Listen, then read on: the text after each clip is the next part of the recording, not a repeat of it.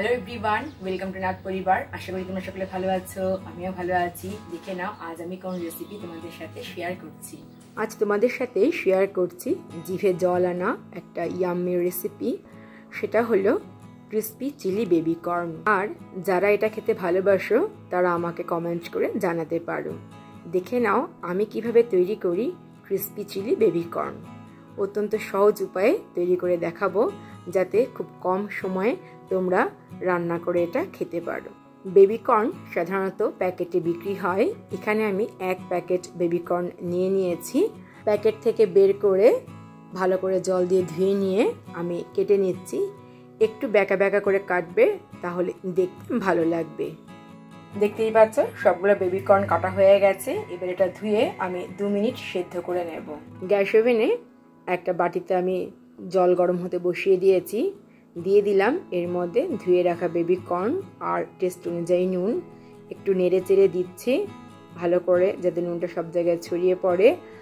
দেখতেই পাচ্ছ বেবি কর্নগুলো ফুটে উঠেছে। 2-3 মিনিট হয়ে গেছে। এবার জল থেকে ছেঁকে ছেঁকে তুলে নেব। এর মধ্যে যেন জল ভাবটা কম থাকে সেটা দেখতে হবে, কারণ খুব বেশি জল থাকলে কিন্তু ভাজাটা ক্রিস্পি হবে না। এবার একে একে কিছু ইনগ্রিডিয়েন্টস আমি অ্যাড করে দেব। তার মধ্যে প্রথমে দিয়ে দিলাম 2 টেবিল স্পুন ময়দা। নেক্সট আমি অ্যাড করে দিচ্ছি 2 টেবিল স্পুন কর্নফ্লাওয়ার। দিয়ে দিলাম এর মধ্যে গ্রেট করে রাখা আদা আর রসুন। ইচ্ছে করলে তোমরা আদা আর রসুনটা একসাথে পেস্ট করে দিতে পারো। দিয়ে দিলাম 1/2 টিস্পুন লাল লঙ্কার গুঁড়ো বা রেড চিলি পাউডার, আর দিয়ে দিচ্ছি 1/2 টিস্পুন হলুদ গুঁড়ো। নেক্সট আমি অ্যাড করে দিলাম 1/2 টিস্পুন গোলমরিচ গুঁড়ো, আর দিয়ে দিলাম টেস্ট অনুযায়ী নুন। এরপর এর মধ্যে আমি অল্প একটু সাদা তেল দিয়ে ভালো করে সব কিছু মিক্সড আপ করে নিচ্ছি।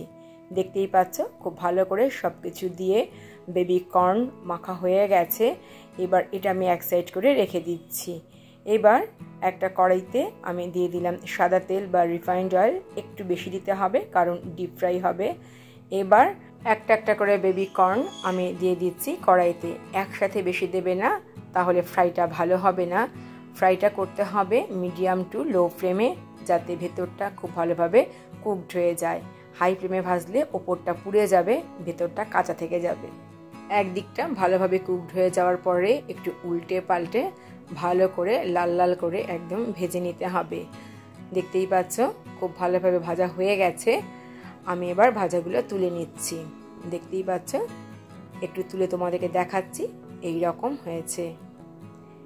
ভাজাগুলো তুলে আমি একটা প্লেটের মধ্যে রেখে দিলাম। এইভাবে সবগুলো ভাজা ভেজে তারপর তোমাদেরকে দেখাচ্ছি। দেখতে পাচ্ছ সবগুলো বেবি কর্ন ভাজা হয়ে গেছে। এবার আমরা নেক্সট স্টেপে যাচ্ছি।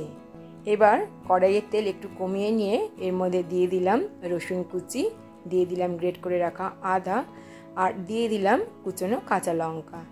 ফ্রাই করে নেওয়ার পরে আমি এর মধ্যে দিয়ে দিলাম কুচনো পেঁয়াজ।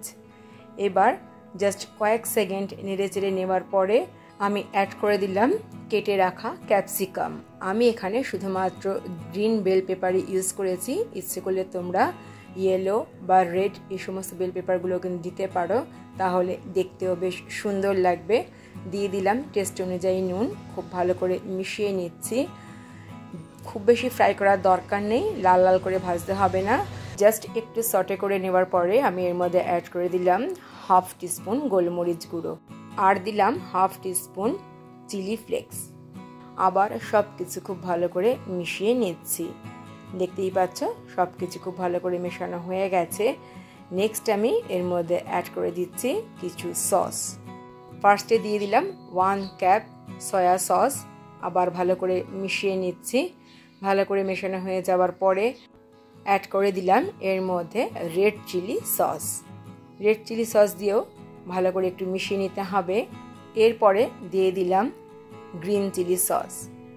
যেহেতু এটা চাইনিজ রান্না, তো সসের ওপরেই হবে, তোমরা সবাই জানো। এবার অ্যাড করে দিলাম টমেটো সস। সমস্ত কিছু খুব ভালো করে মিশিয়ে নিতে হবে। খুব ভালো করে মেশানো হয়ে যাওয়ার পরে আমি এর মধ্যে দিয়ে দিলাম 2-4 দানা চিনি। তবে এটা অপশনাল, এটা কিন্তু তোমরা নাও দিতে পারো যদি পছন্দ না করো। এরপর যে বাটিতে আমি কর্নগুলো মেখেছিলাম সেই বাটি ধুয়ে আমি জলটার মধ্যে দিয়ে দেব। এখন আমি এর মধ্যে দিয়ে দিলাম অল্প একটু ভিনিগার যদি না থাকে একটু লেবুর রস দিতে পারো। এবার দিয়ে দিলাম বাটি ধুয়ে জল আর দিয়ে দিলাম টেস্ট অনুযায়ী নুন।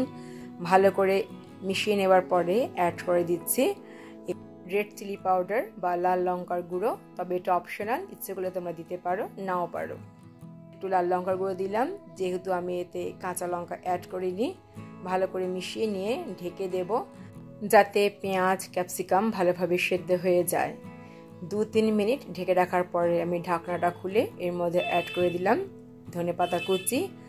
ধনেপাতা কুচি দিয়ে ভালো করে মিশিয়ে নেওয়ার পরে অ্যাড করে দিলাম ভেজে রাখা বেবি কর্ন।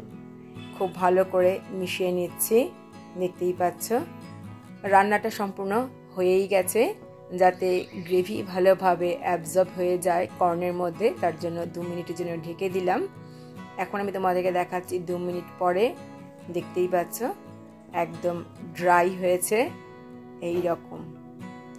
এবার একটা পাত্রে আমি সার্ভ করে দেখাচ্ছি। দেখতেই পাচ্ছ সার্ভ করা হয়ে গেছে। উপর দিয়ে দিচ্ছি ড্রাই রোস্টেড তিল বা সিসাম, তবে এটা অপশনাল, ইচ্ছে করলে দিতে পারো নাও পারো। তৈরি হয়ে গেল দুর্দান্ত স্বাদের ড্রাই চিলি বেবি কর্ন। ইচ্ছে করলে এটা তোমরা সন্ধেবেলায় কিংবা ডিনারে তৈরি করে খেতে পারো। সবাই মিলে খেলে বেশ ভালোই লাগবে। ভিডিওটা প্রথম থেকে শেষ পর্যন্ত দেখার জন্য অসংখ্য ধন্যবাদ। আশা করি আজকের ভিডিওটা সকলেরই ভালো লেগেছে। তাহলে আজ এই পর্যন্তই, দেখা হবে তোমাদের সাথে আবার নেক্সট ভিডিওতে। ততক্ষণ পর্যন্ত তোমরা সকলে ভালো থেকো। টাটা।